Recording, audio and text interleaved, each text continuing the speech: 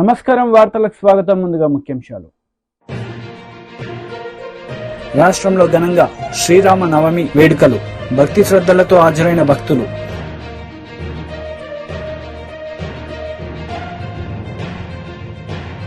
TDP అధికార ప్రతినిధి Kommareddy Pattabhiram media సమావేశం. వైసీపీ నేతలపై fire.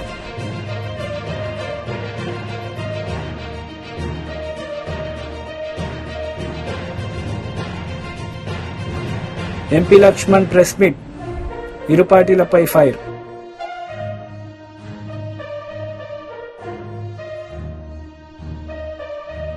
MP Laxman press meet నిర్వహించారు. ఈ సందర్భంగా పలు అంశాలపై ఆయన మాట్లాడారు. కాంగ్రెస్ పార్టీ దక్షిణ భారత్లో కూడా కాంగ్రెస్ ముక్త్ దక్షిణ భారత్గా కాబోతుంది. ఇవాళ కర్ణాటకలో అధికారంలో ఉన్న కాంగ్రెస్ పార్టీ ఒక్క సీటు కూడా గెలవలేని పరిస్థితి ఇవాళ కర్ణాటకలో నెలకొన్న విషయాన్ని, ముఖ్యంగా కాంగ్రెస్ పార్టీ దాదాపు 12 రాష్ట్రాల్లో ఒక్క సీటు కూడా గెలవలేని పరిస్థితి ఇవాళ దేశంలో కొనసాగుతుంది. అది ఢిల్లీ కానీ, గుజరాత్ కానీ, రాజస్థాన్, పంజాబ్, ఉత్తరప్రదేశ్, ఉత్తరాఖండ్, తమిళనాడు, కర్ణాటక, ఆంధ్రప్రదేశ్తో సహా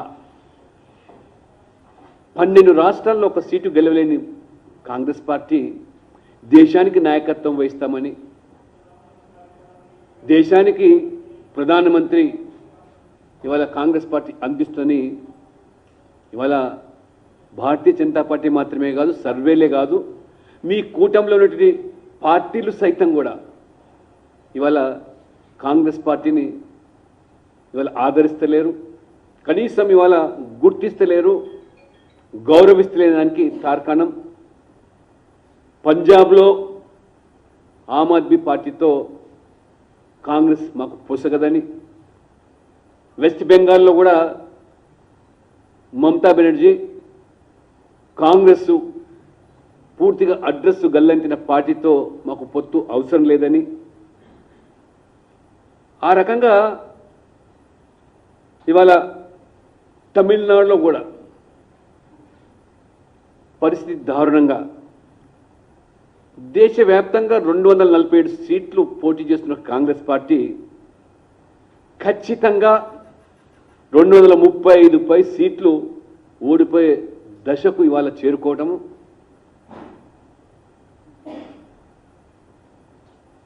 మమతా బెనర్జీ స్వయంగా కాంగ్రెస్ ఇవాళ 400 సీట్లు పోటీ చేసినా 40 సీట్లు కూడా గెలవలేదని, గెలిచే పరిస్థితి లేదని స్వయంగా ఇవాళ మమతా బెనర్జీ గారు బాహాటంగా ప్రకటిస్తూ ఉంటే, ఈరోజు ప్రధాన ప్రతిపక్ష పార్టీ హోదా కూడా దక్కే పరిస్థితి లేదని చెప్పి ఇవాళ స్పష్టమవుతూ ఉంటే, ఇవాళ కాంగ్రెస్ పార్టీ తెలంగాణలో నేల విడిచి సాము చేస్తున్నట్టుగా ఇవాళ భ్రమలో తేలిపోతూ ఉన్నారు. రాహుల్ గాంధీ గారు ప్రధానమంత్రి అయిపోతారని పగటి కలలు అంటూ ఉన్నారు. ఇవాళ ముఖ్యంగా ఇవాళ కాంగ్రెస్ పార్టీ దిక్కుతోచని పరిస్థితిలో దేశం మొత్తం మీద కూడా కాంగ్రెస్ తుడిచిపోతూ ఉంటే, తెలంగాణలో కూడా మినుకుమంటూ అసెంబ్లీ ఎన్నికల సందర్భంగా ఇచ్చిన హామీలు, ఉచితాలు, గ్యారంటీలు అమలు పరచలేక, నెరవేర్చలేక ఇవాళ మహిళలు, రైతులు ఆగ్రహాన్ని చవిచూసే పరిస్థితి రావడంతో ముఖ్యమంత్రి రేవంత్ రెడ్డి గారు ఒక అభద్రతా భావంతో, ముఖ్యమంత్రి కాకముందు వారు చేసిన ఆర్భాటం, హడావిడి, వారి మాటల తూటాలు వాళ్ళ ముఖ్యమంత్రి అయిన తర్వాత పలచబడ్డ విషయాన్ని ఇవాళ వారు ఒక అయోమయ పరిస్థితిలో, కాంగ్రెస్ పార్టీలో అంతర్గత కలహాలతో, ముఠాలతో ఒకవైపు సతమతం అవుతూ ఉంటే, 4 మాసాలకే ఇవాళ కాంగ్రెస్ పార్టీ ప్రజా ఆగ్రహాన్ని చవిచూసే పరిస్థితి. అందుకనే ఒక నాటకీయ ఫక్కీలో బీజేపీని అడ్డుకునే కుట్రలో భాగంగా Congress party, BRS, Majlis party, కమ్యూనిస్టులు సైతం కూడా ఈ తెలంగాణలో ప్రత్యక్షంగా పరోక్షంగా ఒక చీకటి ఒప్పందంలో భాగంగా మోదీ గారికి పెరుగుతున్న ఆదరణ, మోదీ గారి పట్ల ప్రజల ఆకర్షణను సహించలేక ఇవాళ టీడీపీ అధికార ప్రతినిధి కొమ్మారెడ్డి పట్టాభిరామ్ మీడియా సమావేశం నిర్వహించారు. ఈ సందర్భంగా పలు అంశాలపై ఆయన మాట్లాడారు. హోటల్ నడుపుతా ఉన్నావు, జేడ్ స్వీట్స్. ఆ హోటల్లో డైరెక్టర్లు ఎవరయ్యా? ఇవాళ ఇన్ఫర్మేషన్ ది. ఇవాళ రాష్ట్ర వ్యాప్తంగా ఉన్నటువంటి ప్రజలందరూ కూడా ఒకసారి పరిశీలించండి. కేసినేని హోటల్స్, దానిలో ఉన్నటువంటి డైరెక్టర్లు, దాని ఓనర్లు ఎవరయ్యా అంటే ఇవాళ ఆయన కింద పనిచేసినటువంటి ఒక గుమస్తా, పనిచేసినటువంటి ఒక మేనేజరు. ఏం కర్మయా నీకు? ఎవడైనా తాను చేసినటువంటి వ్యాపారానికి తన పేరు మీద చేసుకుంటారు, తన పేరు మీద దర్జాగా నడుపుకుంటారు. నువ్వు బ్యాంకులకి బురుడి కొట్టించినటువంటి 420 కాబట్టి, రేపు మాపు జైలుకి వెళ్లాల్సినటువంటి వ్యక్తివి కాబట్టి, ఆఖరికి నువ్వు చేసే వ్యాపారాన్ని కూడా నీ పేరు మీద పెట్టుకోకుండా పేర్లు మార్చి నీ గుమస్తాల పేర్లు పెట్టావు కదయా. అంతకంటే దగులుబాజీ పని ఏమైనా ఉంటుందా? ఇటువంటి చీటర్లని పక్కన పెట్టుకుని కోవర్టు నాని అనేటటువంటి ఒక 420 వెల్లంపల్లి, ఈ కొబ్బరి చెప్పుల మంత్రిగా పేరు సంపాదించినటువంటి వ్యక్తి, ఇటువంటి చీటర్లను పక్కన పెట్టుకుని విజయవాడలో గెలవాలి. ఎవరిపైన? ఒక కేసినేని చిన్ని గారి పైన, ఒక బోండా ఉమామహేశ్వరరావు పైన మీరు గెలవటం సాధ్యమా? ఇటువంటి చీటర్లని విజయవాడ ప్రజలు ఆదరిస్తారా? ఇవాళ ఎట్టి పరిస్థితుల్లో ఇటువంటి చీటర్లకి డిపాజిట్లు దక్కే అవకాశం లేదని తెలిసి ఇవాళ విజయవాడ సెంట్రల్ నియోజకవర్గంలో ఈ గులకరాయి డ్రామాకి తెరలేపారు. ఇవాళ ఒకటే చెప్తా ఉన్నాం, విజయవాడ పోలీస్ కమిషనర్ కాంతి రాణా టాటా గారికి, ఏమండి రాణా గారు, మీ ప్రెస్ మీట్ ఒక జబర్దస్త్ కామెడీ షో కింద మారిపోయింది. అది తెలుసా మీకు? ప్రెస్ మీట్ లో ఏం మాట్లాడారో తెలుసా మీకు? అరచేతి సైజులో ఉన్నటువంటి రాయి ముఖ్యమంత్రి గారికి తగిలి, వెల్లంపల్లికి తగిలి అట్నుంచంటే గాల్లో ఎగిరిపోయిందా? ఏమన్నా కొద్దిగా కామన్ సెన్స్ తో మాట్లాడారా మీరు? ఇటువంటి డ్రామాల్లో మీరు కూడా పాత్రధారులు అవుతా ఉన్నారా? ఖచ్చితంగా దీని పర్యవసానాలు మీరందరూ కూడా అనుభవిస్తారు. రేపు రాబోయేది ఎన్డీఏ ప్రభుత్వం, చంద్రబాబు నాయుడు గారి సారథ్యంలో ఎన్డీఏ ప్రభుత్వం ఏర్పడబోతా ఉంది. ఎవ్వరిని కూడా వదిలిపెట్టే ప్రసక్తే లేదు. ఇవాళ జగన్ పర్సనల్ సర్వీస్ చేస్తున్నటువంటి ఈ పోలీస్ అధికారులందరినీ కూడా హెచ్చరిస్తున్నాం, మిమ్మల్ని ఎవ్వరిని కూడా వదిలిపెట్టే ప్రసక్తే లేదు. ఒక్కసారి పొరుగు రాష్ట్రంలో ఏం జరుగుతుందో ఒకసారి గుర్తు చేసుకోండి. ఆ రోజున అక్కడున్నటువంటి ప్రభుత్వానికి కొమ్ము కాస్తూ, వారి మోచేతి నీళ్లు దాగుతూ, వారు విసిరినటువంటి చిల్లరికి కక్కుర్తిపడి కొంతమంది ఫోన్ ట్యాపింగ్లకు పాల్పడ్డారు. ఏం జరిగింది ఈ రోజున? ప్రభాకర్ రావు పరిస్థితి ఏంటి ఈ రోజున? అక్కడ ఇంటెలిజెన్స్ చీఫ్ గా ఉన్నటువంటి ప్రభాకర్ రావు ఈ రోజున తప్పించుకుని తిరుగుతూ ఉన్నాడు విదేశాల్లో. ఒక దొంగలాగా పారిపోయాడు వాళ్ళ ప్రభాకర్ రావు. ఫోన్ ట్యాపింగ్ కేసులు అడ్డంగా దొరికిపోయి రేపు మీ పరిస్థితి కూడా అదే.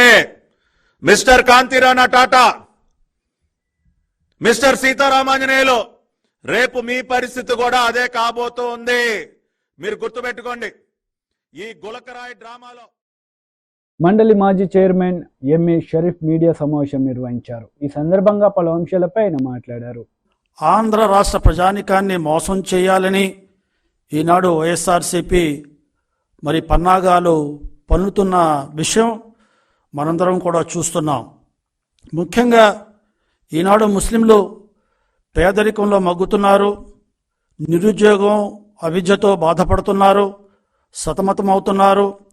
గత తెలుగుదేశం ప్రభుత్వం అమలు చేసిన పథకాలు వేటిని కూడా అమలు చేయకుండా తెలియదోకాలు ఇచ్చి ఈరోజు బడ్జెట్లో కేటాయించిన బడ్జెట్ మొత్తాన్ని, మైనార్టీ వెల్ఫేర్ డిపార్ట్మెంట్లో ఉన్న మొత్తాన్ని మరి నవరత్నాలకు తరలించి మోసం చేసిన జగన్మోహన్ రెడ్డిని మళ్ళీ గద్దె దింపాలని ముస్లిం సమాజం కృతనిశ్చయంతో ఉన్న తరుణంలో ఈనాడు 4% రిజర్వేషన్పై, అదే రకంగా లేని ఎన్ఆర్సీ చట్టంపై అపోహలు సృష్టించి భయాందోళన గురి చేసి ఈనాడు ముస్లింలని అభద్రతా భావానికి గురి చేసి మరి ముస్లిం ఓట్లను కాజేయడానికి ఈనాడు కుట్రలు చేస్తున్న విషయాన్ని నేను తీవ్రంగా ఖండిస్తున్నాను.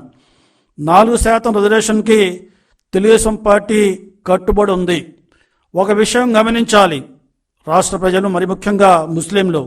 నాడు 2014 నుండి 2018 మార్చి వరకు తెలుగుదేశం ప్రభుత్వం ఎన్డీఏ ప్రభుత్వంతో జతకట్టింది, కలిసి పనిచేసింది. ఆనాడు 2014 నుండి 2018 వరకు కేంద్ర ప్రభుత్వంతో కలిసి ఉన్నప్పటికీ కూడా ఈ 4% విద్యా ఉద్యోగాలలోని ముస్లిం రిజర్వేషన్ని 100% అమలు చేసి చూపెట్టింది తెలుగుదేశం పార్టీ. అంతేకాకుండా ఏదైతే సుప్రీం కోర్టులో ఈ 4% రిజర్వేషన్ స్టేలో నడుస్తుందో, ఒకవేళ సుప్రీంకోర్టులో ఇది కనుక కేసు మరి విచారణకు వస్తే దీన్ని చట్టబద్ధత కల్పించడానికి 5 కోట్ల రూపాయలు ఖర్చు పెట్టి చట్టపరంగా మరి రాజ్యాంగ పరంగా నిష్ణాతులైన 2 లాయర్లను పెట్టి వాదించిందన్న విషయాన్ని, మరి అక్కడ కనిపెట్టుకుని కూర్చునే రకంగా చేసిన విషయాన్ని ఈనాడు ముస్లిం సమాజం గుర్తించవలసిన అవసరం ఉంది. కేవలం అమలు చేయటమే కాదు, దాని చట్టబద్ధత కల్పించడానికి కూడా తెలుగుదేశం పార్టీ చిత్తశుద్ధితో ఉందనే విషయాన్ని ఈ సందర్భంగా ముస్లిం సమాజం గమనించాలి. ఇది కేవలం ముస్లింల అపోహలు రేకెత్తించడానికి, ముస్లింల అనుమానాలని రేకెత్తించడానికి Eenadu YSRCP party YCP leader Kanumuri Ravichandra Reddy media సమావేశం నిర్వహించారు. ఈ సందర్భంగా పలు అంశాలపై ఆయన మాట్లాడారు. ఆదరణ కోల్పోయామని మీరు చెప్తున్నారు. అడుగడుగున వెలవెలబోతున్న మీ సభలు గాని, మీరు పవన్ కళ్యాణ్తో కలిసి మీ వదిన గారితో కలిసి చేస్తున్న యాత్రలు ఏ విధంగా ఫ్లాప్ అవుతున్నాయో మీకు తెలుసు కాబట్టి ఓర్వలేనితనం మీ అణువడంలో కనబడుతోంది. మొన్న కూడా బాలకృష్ణ ఏదైతే ఆ కర్నూలు జిల్లాలో పర్యటన చేశాడో అక్కడ జనం లేక వెలవెలబోయారు. మరోవైపున దత్తపుత్రుడి కోసం మీ పుత్రుడు, మీ దృష్టిలో ఉత్తపుత్రుడు నారా లోకేష్ ఏ సభకి పనికిరాని వ్యక్తిగా మీరే పక్కన పెట్టారు. అంతేకాకుండా మీ దత్తపుత్రుడు పవన్ కళ్యాణ్ ఫ్రస్ట్రేషన్ ఎక్కువై సభలో మొన్న నాదెండ్ల మనోహర్ గారితో కలిసి తెనాలిలో జరిగిన మీటింగ్ లో హఠాత్తుగా పూనకానికి లోనైనట్టు పిచ్చి పిచ్చిగా ప్రవర్తించడంతో పాటు ఊగిపోతూ అతను చేసిన వికృతమైన చేష్టలు ఏవైతే ఉన్నాయో అనుమానాలు వస్తున్నాయి, మాకే కాదు జనాలకు కూడా. ముఖ్యంగా అతనేమన్నా మత్తు మందులకు బానిసయ్యాడా, మందు సేవించి ఆ విధంగా ప్రవర్తిస్తున్నాడా, యువతని వచ్చిన జనాన్ని కూడా అవహేళన చేసే రీతిలో ఏదైతే పిచ్చి పిచ్చిగా మాట్లాడడంతో పాటు పిచ్చి పిచ్చి ప్రవర్తన పూనకాలు ఏవైతే వస్తున్నాయో ఇవన్నీ కూడా మీ కూటమి ఏదైతే ఉందో బీజేపీ, జనసేన, తెలుగుదేశం పార్టీల కూటమి పూర్తిగా విఫలమైందని తెలుస్తోంది.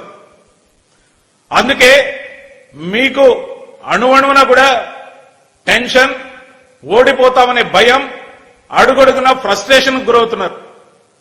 దాంతోపాటు పైకి మేం పోటీ పడుతున్నది తెలుగుదేశం, జనసేన, బీజేపీ కూటమితో అని అందరూ అనుకుంటున్నారు. కానీ అసలు విషయం ఏంటంటే మేం పోటీ పడుతున్నది Chandrababu Naidu, Ramoji Rao, ABN Andhra Jyothi Radhakrishna, TV five BR Naidu అనే దుష్ట చతుష్టయం యొక్క కూటమితో పోటీ పడుతున్నాం. ఖచ్చితంగా కూడా ఈ కూటమి భవిష్యత్తు కూడా రాబోయే రోజుల్లో ఖచ్చితంగా తెల్లారుతుంది. వాళ్ళకి ఎందుకు ఇంత ఆందోళన అంటే రామోజీరావు మార్గదర్శి కేసులో పీకల్లోతు మునిగి ఉన్నాడు. ఇదే ప్రభుత్వం మళ్లీ వస్తే ఉనికి గల్లంతవుతుందని భయం. మరి ఏబిఎన్ రాధాకృష్ణకు కానీ బిఆర్ నాయుడుకి కానీ అనేక ఆందోళనలు ఉన్నాయి. వాళ్ల భవిష్యత్తు ఏమవుద్దో తెలియని పరిస్థితి. ముఖ్యంగా ఏబిఎన్ రాధాకృష్ణ ఆధ్వర్యంలో కాంగ్రెస్ ని కూడా మేనేజ్ చేసి అవాకులు చెవాకులు ఏదైతే పేలుతున్నారో కడప జిల్లా నుండి మొదలైన ఆ స్కిట్లన్నీ కూడా ఏబిఎన్ రాధాకృష్ణవే అని అందరికీ తెలుసు. దాచినా దాగేవి కాదు ఇవి. ఖచ్చితంగా కూడా రాబోయే రోజుల్లో మీరు చేసే అన్ని ప్రయత్నాలు బెడిసి కొడతాయి. ఎందుకంటే ప్రజాదరణ కోల్పోయిన మీరు కేవలం వ్యతిరేక కథనాలు ఈనాడు ఆంధ్రజ్యోతిలో రాయించి ఆ బయాసుడ్ 4-5 ఛానళ్లలో వార్తలు గుప్పించి తద్వారా నెగటివ్ న్యూస్ ద్వారా మీరు అధికారాన్ని సాధించాలనుకునే ఎత్తుగడ మీది. కానీ వైఎస్ జగన్మోహన్ రెడ్డి గారు ముఖ్యమంత్రిగా అమలు చేసిన 129 హామీల్లో 99% కంప్లీట్ గా అమలు చేసి ఒక హామీని పాక్షికంగా అమలు చేసి 2,70,000 కోట్ల రూపాయలు ప్రజలకు దళారీలు లేకుండా చేర్చి జన్మభూమి కమిటీల అరాచకాలు లేకుండా చేసి ఏదైతే ప్రజలకు నేను చేసిన మేలు చేరి ఉంటేనే నాకు ఓటేయమని అడుగుతున్న ఒక real hero in politics. Minister Komatireddy Venkatreddy media సమావేశం నిర్వహించారు. ఈ సందర్భంగా పలు అంశాలపై ఆయన మాట్లాడారు. రూపాయలకి ఇవాళ సన్నోట్లు వండించినాం. నేను మిరియాలు కూడా 15 రోజుల ముందు పోకముందు 21,000 తీసుకున్నాను. నిన్న పోయి అడిగితే 24, 25 తక్కువలో తక్కువ పడ్డది సార్, నువ్వు వచ్చిపోయినాం కాను. ఎప్పుడైనా రైతుల గురించి మాట్లాడినా? ఎంతసేపు ఇసుక అమ్ముకోవడం, షాబాద్లో 80 ఎకరాల ఫామ్ హౌస్ కట్టుకోవడం, 1000 కోట్లు సంపాదించి తిండికి లేనోడు జగదీష్ రెడ్డి. ఇలాంటి వాళ్ళని పెట్టుకోనంట కాంగ్రెస్ పార్టీ ఏడాదిలో పతనం అయింది. రేవంత్ రెడ్డి ముఖం చూస్తే అర్థమైపోయింది ఆయన ముఖం చిన్నపోయిందని. ఆయన ముఖం చూసి మాట్లాడే ధైర్యం లేక 2 సార్లు అసెంబ్లీ సెషన్లో ముఖం లేక ఏడ తిట్టుబడవలసి చూస్తుందో నీ బండారం బయటపడుతున్నా. అసెంబ్లీకి రాని దొంగవు నువ్వు. అసెంబ్లీకి రాని ముఖం లేదు నీకు. రేవంత్ రెడ్డి గారు కోమటిరెడ్డి వెంకరెడ్డి గారి గురించి రోజు మీరు మాట్లాడినా ఎవరు నమ్మడు. నీ దోపిడి దొంగ ఉదాహరణ తయారు చేయలే. ఏం మాట్లాడుతున్నా అక్కడ వాళ్ళ అడ్వకేట్లు కానీ వాళ్ళు మాట్లాడి అప్పుడప్పుడు ప్రెస్కి వస్తే నా జడ్జి కూడా కోప్పడ్డాడు. ఒకరోజు నా కొడుకు ఎగ్జామ్స్ ఉంటారు, ఒకరోజు నాకు బీపీ ఎక్కువైంది అంటారు, ఒకరోజు స్టార్ క్యాంపెయిన్ కాబట్టి క్యాంపెయిన్ చేయాలి బేలీ అన్నారు. మొత్తం దోసుకున్నట్టు సూత్రధారి పాత్రధారి ఆమె అని చెప్పినాక ఎట్లా సిగ్గొస్తలేదు అర్థమవుతలేదు. కేసీఆర్ గారికి ఎట్లొచ్చి ప్రచారం చేస్తున్నాడు పబ్లిక్ అర్థం కాలేదా? బతుకమ్మ చాటను మందుబాటిలు అమ్ముకున్న వాళ్ళ పార్టీ కూడా ఓటేస్తారా? ఒక్క సీట్ రాదు. 12-13 సీట్లు పెట్టుకున్నాం. 15 మిషన్ మా టార్గెట్. 12-13 సీట్లతోనే ఇలా పార్లమెంట్లో గెలుస్తున్నాం. ఆ తర్వాత 3 నెలల్లో బీఆర్ఎస్ పార్టీ దుకాణం బంద్ అవుతుంది.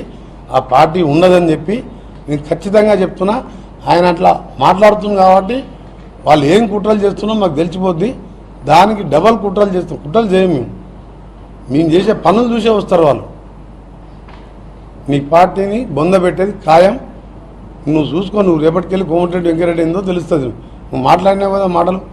నల్గొండను ముంచి మా ఏఎంఆర్కి నీళ్లు రాకుండా కనీసం లైనింగ్ చేయకుండా ఇంకా ముఖం లేకుండా మాట్లాడుతున్నాను. మన సూర్యాంపేటకు వచ్చిండు, మన అంతకుముందు నల్గొండకు వచ్చిండు, ముషంపల్లికి పోయిండు. 10 ఏళ్ళ కింద వాళ్ళ ఆయన ముషంపల్లి 10 సార్లు వస్తాను. పదవికి ఇంట్లో కూర్చొని ఏడ్చుకుంటా అలా కొడుకుని పంపించింది ముఖం లేక. సొరంగం పూర్తి చేస్తే ఇయ్యాలా బ్రహ్మాండంగా ఉంటుండే కదా మా జిల్లా. అందుకనే మీ అందరి ద్వారా ఒకటే కేసీఆర్కి చెప్పదలుచుకున్నాం. దాని కిందనే మళ్ళీ ఆయన కూడా ఇచ్చాడు. రేవంత్ ఖచ్చితంగా బీజేపీలకు పోతున్నాడు. ఈ మెంటల్ అయింది ఆయనది కొడుకులకు, తండ్రి కొడుకులకు, ఆ బామ్మర్దికి కొంచెం కూడా ఆ కవిత జైల్లోకి పోయేసరికి మెంటల్ అయింది. ఎట్లా 2 ఏళ్ళు బెయిల్ రాదు. మేము కూడా పోతాం ఫోన్ ట్యాపింగ్లా, కాళేశ్వరంలా, యాదాద్రిలా. మనోడు కూడా పోతాడు. మన జిల్లా వాడు కూడా అలా లోపలికి బెయిల్ వచ్చేది ఉన్నది. 50,000 కోట్లకు పెంచింది దాన్ని 29,000 కోట్లకు. జనసేన అధినేత పవన్ కళ్యాణ్ శ్రీరామనవమిని పురస్కరించుకొని ప్రజలకు సుపరిపాలన అందించే దిశగా అభ్యర్థులతో ప్రతిజ్ఞ చేశారు. ఈ సందర్భంగా ఆయన మాట్లాడారు. ప్రజలకు నచ్చే ప్రభుత్వమే పాలనకు గీటురాయి కావాలి. మన లక్ష్యమైన ప్రతి చేతికి పని, ప్రతి చేనుకు నీరు అందించడం ద్వారా వలసలు, పస్తులు లేని వికసిత ఆంధ్రప్రదేశ్ ఆవిష్కరణకు భూమిక సిద్ధం చేయటమే మనందరి ఉమ్మడి బాధ్యత. ఇందుకోసం వచ్చే ఎన్నికల్లో తెలుగుదేశం, జనసేన, బీజేపీలతో కూడిన ఎన్డీఏ కూటమి గెలుపే కర్తవ్యంగా కృషి చేస్తానని, మన పార్టీ నియమ నిబంధనలకు కట్టుబడుతూ కూటమి అభ్యర్థిగా పైన తెలిపిన ప్రతి మాటకు కట్టుబడి ఉంటానని భారత రాజ్యాంగం సాక్షిగా ప్రతిజ్ఞ చేస్తున్నాను.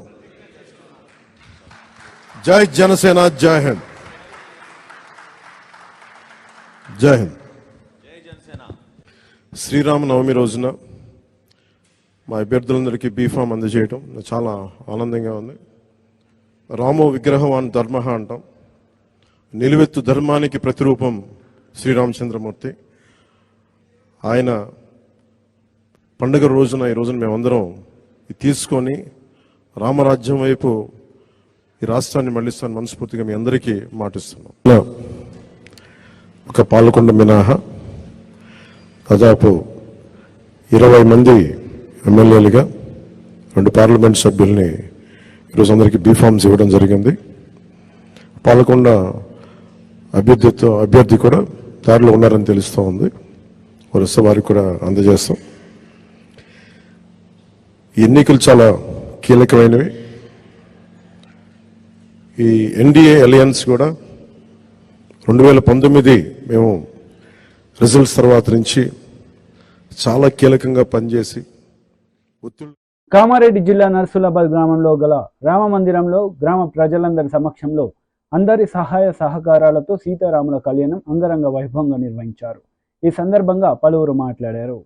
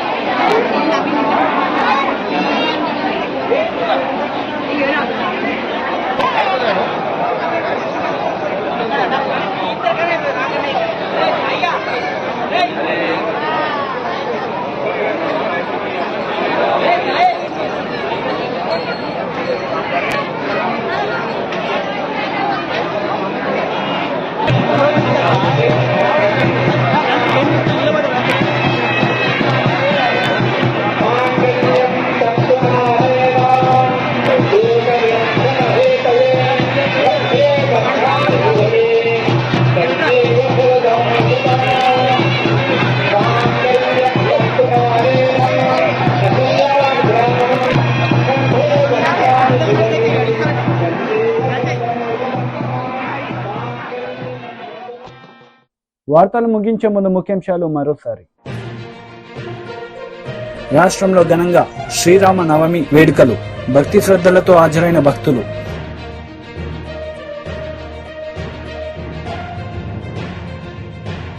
టీడీపీ అధికార ప్రతినిధి కొమ్మారెడ్డి పట్టాభిరామ్ మీడియా సమావేశం. వైసీపీ నేతలపై ఫైర్.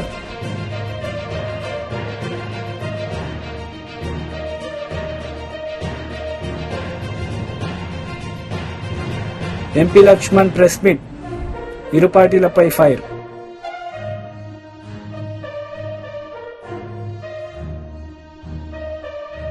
ఈ వార్తలు ఇంతటితో సమాప్తం. తిరిగి ప్రసారమయ్యే వార్తలు మళ్ళీ కలుద్దాం. అంతవరకు సెలవు. నమస్తే.